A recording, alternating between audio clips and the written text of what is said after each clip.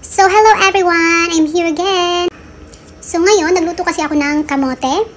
Wala lang, kakainin ko lang sana ng ganyan lang. Kaya lang naisipan kong, what if gumawa ako ng dessert? Something na special. So, ayan, naisipan kong gumawa ng sweet potato delight.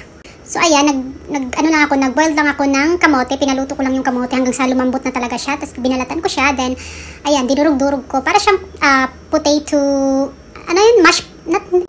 mashed potato? Parang ganun. Oo. So, ayan, i-mash mo lang siya hanggang lahat ay as in mashed talaga. Oh, sana all. So, ayan.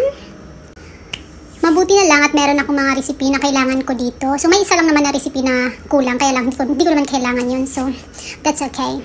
So, ayan. I-mash lang natin siya ng maayos.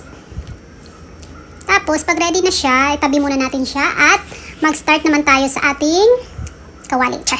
So, ilagay lang natin yung ating butter.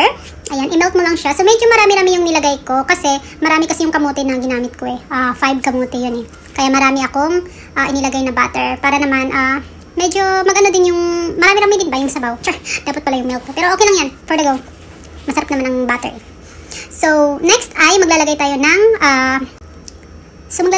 all-purpose cream. O, diba? Para yan sa lahat, char. All-purpose cream, maglagay lang tayo. Ayan, ihalo lang natin.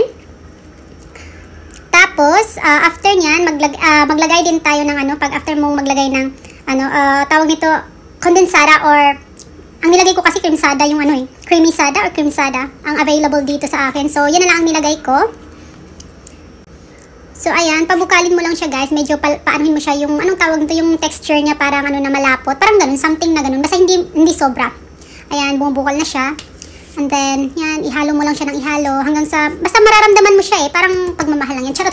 Pag once na medyo malapot na siya konti, ready na yun, pwede na siyang okay na yun, basta okay na. Okay na yan. So, kukuha lang tayo ng glass or any, kahit bowl. Maglalagay lang tayo ng mga 2 sandok na, para mamaya gagamitin natin siya after ilalagay natin siya sa parang toppings or something. Ilalagay natin siya after. Tapos, ayan, ilalagay na natin yung ating kamote na ating minash. Ayan, ihalo mo lang siya ng ihalo. Ayan, medyo nag-brown siya kasi hindi ko napatay, nakalimutan ko. So, ayan, for the go pa rin yan. Okay pa yan, hindi naman siya nasunog eh. So, make sure napatay yung para maging para hindi siya masunog. Ayan. Ihalo mo lang siya ng ihalo hanggang magiging, parang feeling mo okay na. Parang masasabi mo sa sarili mo, okay na to. So, pag natapos na siya, ready na natin yung ating butter. So, yung butter natin, mamurahin lang yan. Kaya ganyan siya, hindi siya masyadong nagme-melt. So, okay lang yan. Walang problema. Budget-budget lang tayo, be. Ayan, ilagay lang natin siya sa gilid-gilid. Ayan. So, after nyan, ilagay na natin yung ating sweet potato mix. So, yan, na-mix na kasi natin, diba? So, ayan, ilalagay lang natin, ipapantay lang natin siya.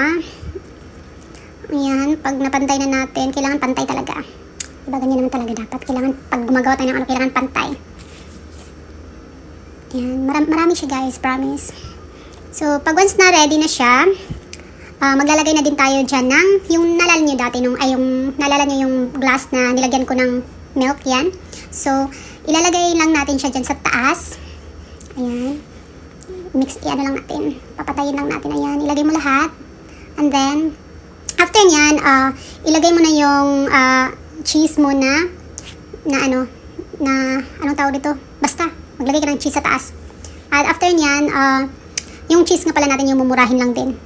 Pwede mo na siyang ilagay sa ref at maya pwede mo na siyang kainin. So, ayan, medyo buo-buo talaga siya guys at mahirap talaga siya anong ba tawag doon? I-shake. Hindi ko alam anong tawag. Basta, yun na yun. So, that's all guys.